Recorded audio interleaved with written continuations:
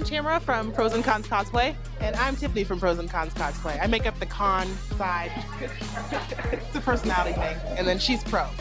So we started cosplaying like, what, 2005, 6, somewhere around there, a long time ago. We were at NakaCon was our first convention way back. It was the first or second year that it started. So we were really stupid and thought, well, we have to cosplay, otherwise we're gonna look crazy. We're gonna look like weird people that are there. Everyone's gonna be in cosplay, so we gotta dress up. And we had no idea. Turns out nobody cares if you cosplay or don't cosplay. And since then, since we're kind of artsy fartsy, we decided, well, this is a cool habit. We gotta keep going and keep pushing and keep doing it. And then as we started to do things, we recognized that we got a lot of excitement from the cosplay competitions. And so I think 2007 or 8 is when we first started actually competing in cosplay competitions. So that's been really fun. We like really big, obnoxious pieces. I think we like, I think what's maybe interesting for some people maybe is that we don't typically dress as like female characters or male characters. We just pick like who has a really awesome costume. And so we've done Balthier and Vane from Final Fantasy 12. That was one of my favorite ones. Candela and Blanche. This was comfortable for once. We did Yojimbo and a werewolf from Final Fantasy 12. What was the one before? 10. Sorry. I was Seymour from Final Fantasy 10. Yeah. I don't know, I just like, what if it's an interesting costume, I like to, if it's an interesting costume that's got like a lot of different elements, because I hate just doing one thing, like, oh, the whole thing's just building foam, or the one thing is just sewing. I like having a bunch of different things in the costume that I can make. Oh, Friesen. Oh yeah, Friesen Vegeta was fun too.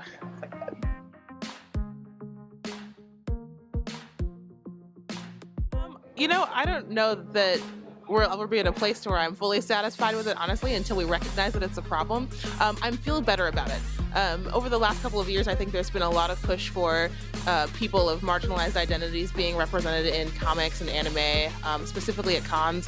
I've heard less of, you know, oh my gosh, you're the Black Sora from Kingdom Hearts, and now just, oh my gosh, you're Sora. And I would like to hear more of that, I think. But I don't know that we're in a good place just yet, but I definitely have seen some progress. Yeah, I would say that there's a lot more people of color who are being put in things. Anime, I mean, it's mostly Japanese people when you're looking at anime, but like, there's more people of color that are represented in comic and anime, but I think you can see the representation, but you don't see the inclusion, if that makes sense. So you have people who are, you can see them physically, but I don't know how much those are incorporated into more mainstream conversations, as well as addressing why we've had to include more people, why there has to be an actual push towards including marginalized groups, be it of racial, gender, you know, sex kind of identities, why we have to have those people included. I think we haven't seen an inclusion aspect yet, but it's always good to be more. I think in particular, and kind of you touched on it earlier, we have to recognize that there's a problem. It's been said that the millennial generation, I'm a millennial too, has been guilty of saying that we're in a post-racist society or a post-sexist society. It's completely untrue. Racism, lynchings and that kind of thing aren't as popular as it used to be, but racism has just taken on a more insidious manifestation. So you get people that come in blackface, and that's a big problem in the cosplay community. People just thinking, let me just darken my skin to look more accurate to this character, when you're really just ignoring the fact that we have a huge racial problem, the fact that my skin, or other people of color's skin is being, you know, mistreated and discriminated against from day-to-day life. That doesn't change just because I walk into a con floor, or just because I walk in cosplay. I'm still black.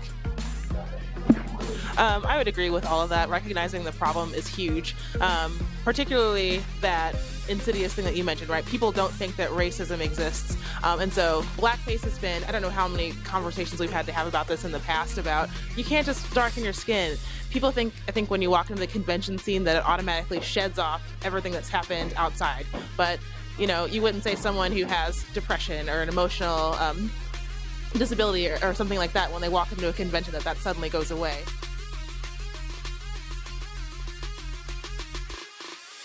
I would say do it. I think there's a lot of hesitation, especially when people of color are coming in, because they see the problems that exist in the cosplay community. But we need people to represent. We need people to show that you know, you can do it and you can be great. So I think as a young person of color, do your best. Don't tolerate people saying, oh my gosh, you're the Black Sora was the example I gave over. You're the Black Superman. No, you're an awesome Superman, and you are of color as well, and you carry that with you, but you know, you don't have to be pointed out or singled out that way. Additionally, you don't have to cosplay as Storm or Black Panther if you don't want to. Be a person, you don't have to pick the black character that's represented in a comic. Pick whoever inspires you, pick whoever motivates you, pick whoever makes you feel good about yourself and comfortable in your cosplay. Yeah, and I'll kind of add, like, I would say that it's really easy when you're online, especially, to see nothing but negative stuff that happens to cosplayers all the time. And if I just sat and dwelled on every single negative thing that happened to me in cosplay and compared them to the positive things that have happened, the positive things automatically win out. Like, there's a couple of jerks no matter where you go, but I would say the cosplay community in general, while there are some people that need to stop. For most of the people are really, really good and positive and happy to share in your experience and happy to have you cosplaying and adding to the overall community feel. Yeah, Facebook, what?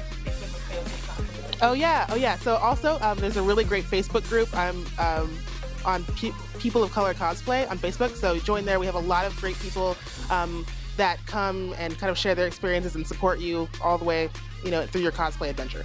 So it's an amazing experience. Don't let the haters make you feel uncomfortable doing it.